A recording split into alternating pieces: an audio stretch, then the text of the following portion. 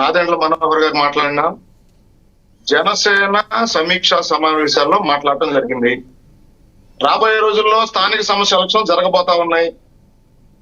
ఖచ్చితంగా వాళ్ళ పార్టీకి సంబంధించిన కార్యకర్తల్ని సమాయత్తం చేసుకునేదానికి, ఆ పార్టీలో ఉన్న చిన్న చిన్న లోపాలను సరి చేసుకొని ఎలక్షన్లకి ఏ విధంగా వెళ్ళాలి, ఈ 2 సంవత్సరాల కూటమి పరిపాలనా సమయంలో ఏ విధంగా మనం సంక్షేమ కార్యక్రమాలు, అభివృద్ధి, ఉద్యోగ కల్పన చేశాం, ప్రజల్లోకి తీసుకువెళ్లి రాబోయే స్థానిక సంస్థ ఎలక్షన్స్ లో మళ్ళీ కూటమి విజయ దుందుబి మోగించాలని చెప్పి నాదెండ్ల మనోహర్ గారు మాట్లాడటం జరిగింది. ఖచ్చితంగా లక్ష్మీనాథ్ గారు వినపడుతుంది, కంటిన్యూ చేయండి. ఖచ్చితంగా కూటమిగా బలపడుతున్నాం. కూటమిలో ఉన్న పార్టీలుగా కూడా ఈ రాష్ట్రంలో బలపడాల్సిన అవసరం ప్రతి పార్టీకి ఉంది. లక్ష్మీనాథ్ గారు 4 దశాబ్దాల పైగా ఉన్న తెలుగుదేశం పార్టీ ఇంకా బలపడాలని చూస్తుంది. అదేవిధంగా జనసేన పార్టీ బలపడాలని చూస్తుంది. అదేవిధంగా బీజేపీ పార్టీ కూడా ఈ రాష్ట్రంలో బలపడాలని చూస్తుంది. ఆ బలపడే క్రమంలో, వాళ్ళ కార్యకర్తలను సమాయత్తం చేసే క్రమంలో, వాళ్ళకి స్ఫూర్తి నింపే క్రమంలో, వాళ్ళకు ఉత్తేజం నింపే క్రమంలో ఖచ్చితంగా వాళ్ళకు ఒక సూచనలు చేయడం జరుగుతుంది.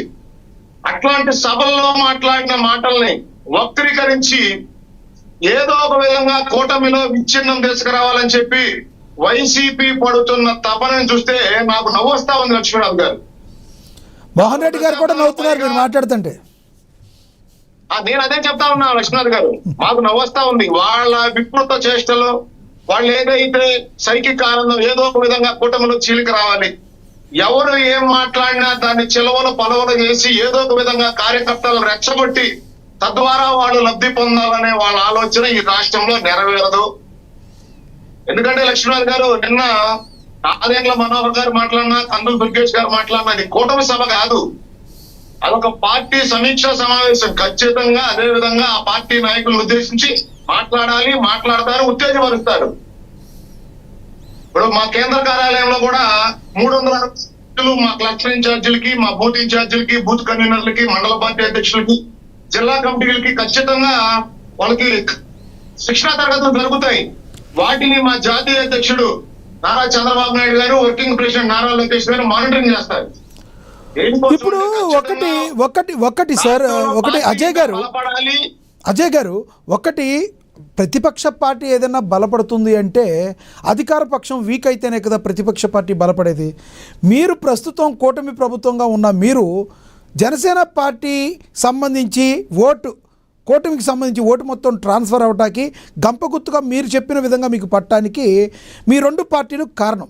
మీ 2 పార్టీలు తీసుకునే నిర్ణయాలు రేపొద్దున మీ యొక్క ప్రభావాన్ని ముందుకు తీసుకెళ్లే అవకాశం కనిపించాలి.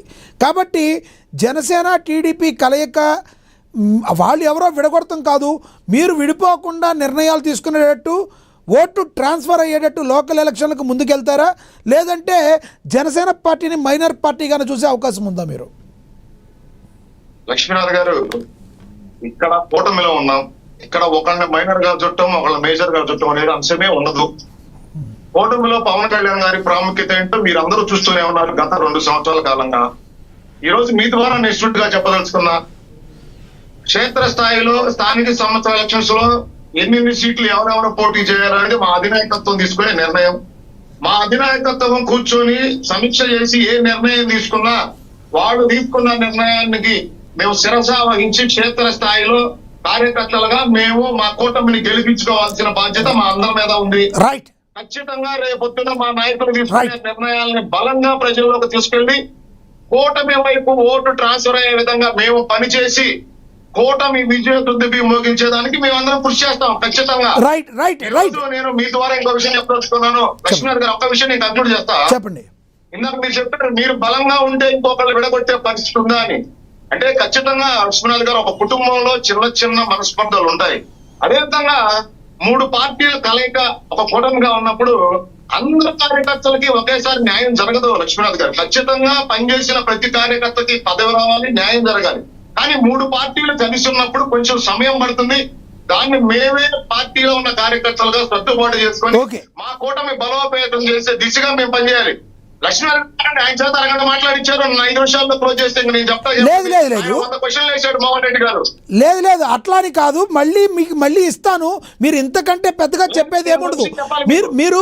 మీరు ఈ విషయంలో ఇంతకంటే పెద్దగా చెప్పేది ఉండదు. మరో 2 ఉన్నారు, చెప్పండి. నేను ఒక విషయం చెప్పాలి లక్ష్మీనారాయణ గారు. చెప్పండి. మీరు పవన్ కళ్యాణ్ గారి గురించి ఒక అంశం కోడ్ చేశారు, నాకు దేశం ఫస్ట్ రాష్ట్రం ఫస్ట్ ఆ తర్వాతేనని. దానికి ఎల్ఎన్ మోహన్ రెడ్డి అన్న దేశం ఫస్ట్ అని అనుకున్నప్పుడు ఢిల్లీలో జరుగుతున్న ఏదైతే రాద్ధాంతాన్ని మీరెందుకు అడ్రస్ చేయలేదని చెప్తా ఉన్నారు. లక్ష్మీనాథ్ గారు, మేము ఎన్డీఏలో ఉన్నాం, ఎన్డీఏలో పార్ట్ అండ్ పార్సల్ మేము. కేంద్రంలో మా ఎన్డీఏ పెద్ద నరేంద్ర మోడీ గారు, ఈ దేశ గౌరవ ప్రధాని, మా అందరి తరఫున నరేంద్ర మోడీ గారు నిన్న ఆయన చెప్పడం జరిగింది ఈ దేశ ప్రజలను ఉద్దేశించి. నేను సూటిగా అడుగుతా ఉన్నా మోహన్ రెడ్డి గారిని, నేను ఆంధ్రప్రదేశ్ కాక్రోచ్ పార్టీ అన్న జగన్మోహన్ రెడ్డి గారు ఎక్కడ ఢిల్లీలో జరుగుతున్న ఉద్యమానికి దాక్కొని సపోర్ట్ చేయకుండా పబ్లిక్ గా సపోర్ట్ చేసే దమ్ము ధైర్యం ఉందా?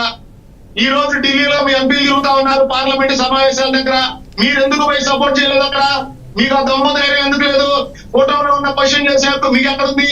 కూటమి ఏం నిర్ణయం తీసుకోవాలి, ఎన్డీఏలో భాగస్వామ్యంగా మేమేం చేయాలి, గౌరవ మా ప్రధానమంత్రి గారు ఈ దేశం కోసం ఏ విధంగా పనిచేస్తారో ఆయన ప్రధాని గారు ప్రజలకు చెప్పడం జరిగింది. ప్రతిపక్ష పార్టీగా, ఆంధ్రప్రదేశ్ లో ఉన్న ప్రతిపక్ష పార్టీగా మీరు ఢిల్లీలో మీ ఎంపీలు తిరుగుతా ఉన్నారు పార్లమెంట్ సమావేశాల దగ్గర, అక్కడ పోయి ఎందుకు మాట్లాడలేకపోతా ఉన్నారు? మీ విధానాన్ని ఎందుకు పబ్లిక్ గా చెప్పలేకపోతా ఉన్నారు? అంటే మీకు భయం, మీ కేసులు భయం. మీరు ఇప్పుడు ఎందుకు ఢిల్లీ పరిగెత్తుతా ఉన్నారు? మీ జగన్మోహన్ రెడ్డి ఈడీ కేసుల నుండి తప్పించుకునేదానికి, వాళ్ళ కాళ్ళు ఎనకాళ్ళు పట్టుకునేదానికి. లక్ష్మీనారాయణ గారు 2019 నుండి 24 మధ్య ఈ రాష్ట్రం విధ్వంసకారి పరిపాలన, స్థానిక సంస్థల ఎలక్షన్లు ఏ విధంగా ప్రజాస్వామ్యం సిగ్గుపడే విధంగా ప్రజాస్వామ్యాన్ని అపహాస్యం చేస్తూ ఆ రోజు వైసీపీ పార్టీకి ఏ విధంగా రాజ్య రంపాన పెట్టి అభ్యర్థుల్ని కొట్టి హత్యలు చేసి అప్లికేషన్లు చింపి ఏ విధంగా భయభ్రాంతులు గురి చేసి స్థానిక సంస్థ ఎలక్షన్లు చేసిందో, ఈ రోజు కూడా వాళ్ళు అదే విధంగా చేస్తామని భయపడి, స్థానిక సంస్థ ఎలక్షన్లకు భయపడి కూటమి మధ్య చుచ్చురేపే వారికి వాళ్ళు చేస్తున్న ప్రయత్నం తప్ప మీ ద్వారా వైసీపీ నాయకులు తెలియజేస్తా ఉన్నాం. మాదిరి మా నాయకులు మాదిరి మేము రాజ్యారాజ్యం అనుసరించి పరిపాలించాం, మేము అంబేద్కర్ రాజ్యాంగం అనుసరించి పరిపాలిస్తాం. మీరు కూడా హ్యాపీగా నామినేషన్లు వేసుకోవచ్చు, ప్రజల్ని ఓట్లు అడగవచ్చు. ఈ 2 సంవత్సరాల మా పరిపాలన, మా సుపరిపాలన ఏదైతే సంక్షేమం, అభివృద్ధి, ఉద్యోగ కల్పన మీద ఖచ్చితంగా మేము ప్రజల్ని ఓట్లు అడుగుతాం. దమ్ము ధైర్యం ఉంది. మా కూటమిగా విజయదుంది మేము మోగించిపోతా ఉన్నాం. ఎక్కడో నీటి పరీక్షలు జరిగితే దాన్ని ఆంధ్రప్రదేశ్ లో జరిగిన ట్రాన్స్పరెంట్ గా జరిగిన డిఎస్సికి ముడిపెట్టి ఏదో విధంగా మీ పార్టీ బతకాలి, ప్రజల్లో మేము కూడా ఉన్నామని చెప్పుకునేదానికి మీ నాటకాలు తప్ప. మీరు ఈ రోజు కోర్టులో కేసులు వేసి, నిన్న మీ ఎమ్మెల్సీ మొట్టికాయలు అన్నాడు, డిఎస్సి నియామకాల మీద కేసు వేసి హైకోర్టులో మొట్టికాయలు అన్నాడు మీ ఎమ్మెల్సీ. అయినా మీకు సిగ్గు రాదు. ఏదో ఒక విధంగా రాష్ట్రంలో అలజడులు సృష్టించాలన్నా మీరు కూడా ఉన్నారని చెప్పి రాష్ట్ర ప్రజలకు తెలియజేయాలా. స్థానిక సంస్థ ఎలక్షన్ రాబోతా ఉన్నాయి, రాష్ట్రానికి విరివిగా పెట్టుబడులు వస్తా ఉన్నాయి, సంక్షేమ కార్యక్రమాలు అందుతా ఉన్నాయి, ఉద్యోగ కల్పన జరుగుతా ఉంది.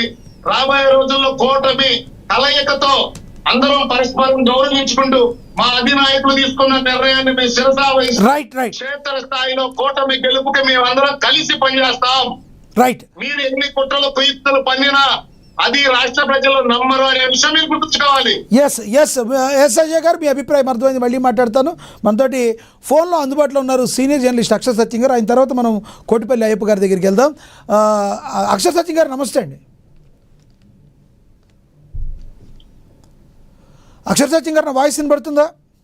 వినిపిస్తుంది సార్. నమస్కారం అండి, చెప్పండి సార్. అక్షర్ సత్యం గారు, ఏదైతే జనసేన పార్టీ ఏదైతే కూటమిలో ఉందో దీనిలో కొంతమంది విశ్లేషకులు అభిప్రాయపడుతున్నారు, దీనిలో టీడీపీని తప్పు పట్టేదో, బీజేపీని తప్పు పట్టేదో లేదు, కేవలం జనసేన పార్టీ తన యొక్క నిర్ణయాలను సరిగ్గా తీసుకోకపోవడం వల్లనే చాలా లాస్ పోతుంది అన్న నానుడి బాగా ఉంది. ప్రధానంగా దానికి బెజవాడను చూపిస్తున్నారు కొంతమంది విశ్లేషకులు.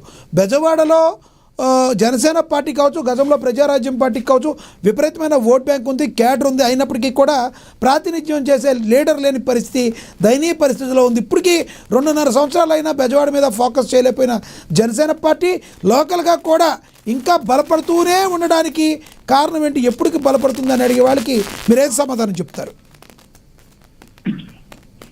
సార్, 13 ఎలక్షన్లో పోటీ చేసిన కుటుంబం నుంచి వచ్చిన నాదెండ్ల మనోహర్ గారు Janasena party political affairs committee chairman, MLA గారు, మంత్రి గారే మా జనసేన పార్టీ బలహీనంగా ఉందని పబ్లిక్ మీటింగ్ లో చెప్పినప్పుడు టీడీపీని అనుకుంటే ఏమవుతుంది, వైసీపీని అనుకుంటే ఏమవుతుంది, మోహన్ రెడ్డి గారిని అనుకుంటే ఏమవుతుంది? తమ బలాన్ని తామే తెలుసుకోకుండా మేము బలహీనంగా ఉన్నాము, మేము పని చెయ్యం ఎన్నికలకి, మీరు ఫ్లెక్సీలు కడితే